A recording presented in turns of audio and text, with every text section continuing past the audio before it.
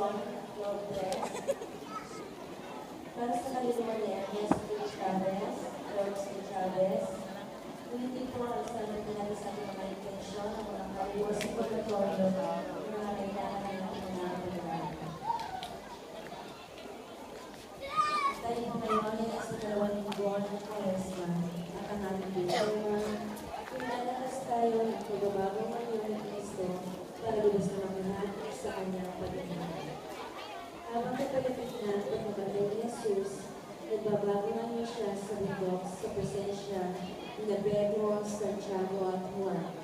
Sa pangatay kanilang nasaksihan ay pinasuliyag sa tatlong alagad ang kaluwalhatian na hinihintay kay Jesus sa kanyang pagkabuhay at kapagahagi sa kanyang Diyos.